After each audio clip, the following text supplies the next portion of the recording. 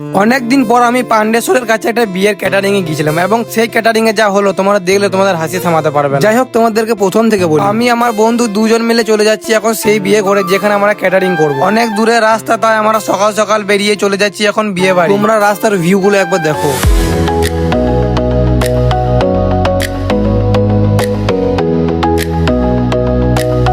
Finally বিয়ে ঘর চলে এসেছি এবং সবাইকে নাস্তা খাওয়ানোর পর একটু প্যান্ডেলে বসেছিলাম। তারপর যখন বরযাত্রীরা আসছে তখন হঠাৎ দেখছি অনেক পরিমাণ মেঘ করেছে আর অনেক বিদ্যুৎ চমকাচ্ছে। বরযাত্রীর লোকজন গুলো যখন প্যান্ডেলে বসে তখন দেখছি হঠাৎ করে অনেক বৃষ্টি নেমে গেল। এত বৃষ্টি হচ্ছে যে তারা বসে বসে টিফিন খাবারটা ঠিকভাবে খেতে পারছে না। দেখো কত পানি হচ্ছে, পুরো প্যান্ডেলটা পানিতে ভিজে গেছে। আর যেই দিকে রান্না করছে সেই দিকের অবস্থাটা একবার দেখো। মানে কি বলবো তোমাদেরকে, বিশাল লীল লেগে গেছে এই বিয়ে ঘরে। আর আমার হাসি থামছে না কোনো মতে। আর এই বান্দরগুলো বারবার প্যান্ডেলের উপর লাফ মারছিল। আর কি বলবো তোমাদেরকে, চারিদিকে জ্বলনের উপর জ্বলন। আর এইদিকে কাদা পানি তোমরা দেখতেই পাচ্ছ। এই কাদা পানিতে ক্যাটারিং করতে করতে আমাদেরও ফেটে গেল। এই ফাটা অবস্থায় এইখানে আমার মিনি ব্লগটা এন্ড করলাম। আর হ্যাঁ, আজকের এই ব্লগটা ভালো লাগলে একটা সুন্দর করে কমেন্ট করে সাবস্ক্রাইব করে দিও।